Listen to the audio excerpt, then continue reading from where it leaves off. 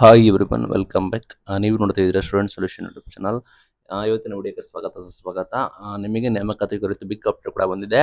24 ಶುಕ್ರವಾರ ಬಂದ್ಬಿಟ್ಟು ಒಳ ಮೀಸಲಾತಿ ಬಗ್ಗೆ ಬಂದ್ಬಿಟ್ಟು ಕಂಪ್ಲೀಟ್ ಆಗಿ ನಾವು ಪೂರ್ಣಗೊಳಿಸ್ತೀವಿ ಅಂತ ಕೂಡ ಹೇಳಿದ್ದಾರೆ. CM ಅವರು ಕೂಡ ಮಾಹಿತಿಯನ್ನು ಕೊಟ್ಟಿದ್ದಾರೆ. 24ಕ್ಕೆ ಎಲ್ಲ ಕೂಡ ಮುಗಿದೋಗುತ್ತೆ ಅಂತ ಹೇಳಿ, ಗೊಂದಲ ಬೇಡ ಅಂತ.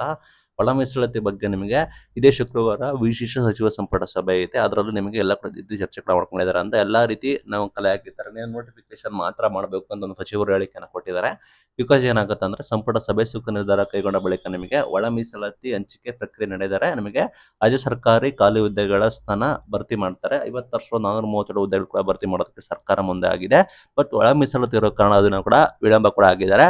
ಒಳ ಮೀಸಲಾತಿ ಕಲ್ಪಿಸಲು ಸಂಪುಟದಲ್ಲಿ ಇತ್ಯರ್ಥವಾದರೆ ನಿಮಗೆ ಸರ್ಕಾರಿ ನೇಮಕಾತಿ ಪ್ರಕ್ರಿಯೆ ಬಂದ್ಬಿಟ್ಟು ಚಾಲನೆಗೆ ದೊರಕಲಿದೆ. ಕಳೆದ ವಾರ ಇದರ ಬಗ್ಗೆ ಕೂಡ ಚರ್ಚೆ ಮಾಡಿದ್ರು. ಬಟ್ ಎಡಗೆ ಪಂಗಡ ಸಚಿವರು ಸಭೆಯಲ್ಲಿ ಒತ್ತಾಯಿಸಿದ್ರು ತಕ್ಷಣ ಕ್ರಮ ಅಗತ್ಯ ಅಂತ. ಈ ನಿಟ್ಟಿನಲ್ಲಿ CM ಅವರು ಕೂಡ ಹೇಳಿಕೆಯನ್ನು ಕೊಟ್ಟಿದ್ದಾರೆ. ಹಂಗಾಗಿ ನಿಮಗೆ 24ನೇ ತಾರೀಕು ವೆರಿ ವೆರಿ ಇಂಪಾರ್ಟೆಂಟ್ ಆಗಿರುತ್ತೆ. ಮಧ್ಯಾಹ್ನ 2 ಗಂಟೆಗೆ ನಂತರದಲ್ಲಿ ನಿಮಗೆ ನೋಟಿಫಿಕೇಶನ್ಸ್ ಕೂಡ ಆಗುತ್ತೆ. ಎಲ್ಲ ರೀತಿ ತಯಾರಿ ಮಾಡ್ಕೊಂಡಿದ್ದಾರೆ, ಎಲ್ಲ ರೆಡಿ ಇದೆ. ನೀನು ನೋಟಿಫಿಕೇಶನ್ ಓಡಿಸ್ಬೇಕು ಅಷ್ಟೇ ಅಂತ ಹೇಳಿ ಸಚಿವರು ಹೇಳಿಕೆಯನ್ನು ಕೊಟ್ಟಿದ್ದಾರೆ. ಹಾಗಾಗಿ ಆಸಕ್ತಿ ಇದೆ. ಹಾಗಾಗಿ ಸಾಕಷ್ಟು ಯಾರೆಲ್ಲ ಇದ್ದಾರೆ ಅವರಿಗೆ ಕೂಡ ಕಾಯ್ತಾ ಇದ್ದೀರಾ ನೇಮಕಾತಿ ಶುರು ಆಗುತ್ತಾ ಅಂತ. Thank you.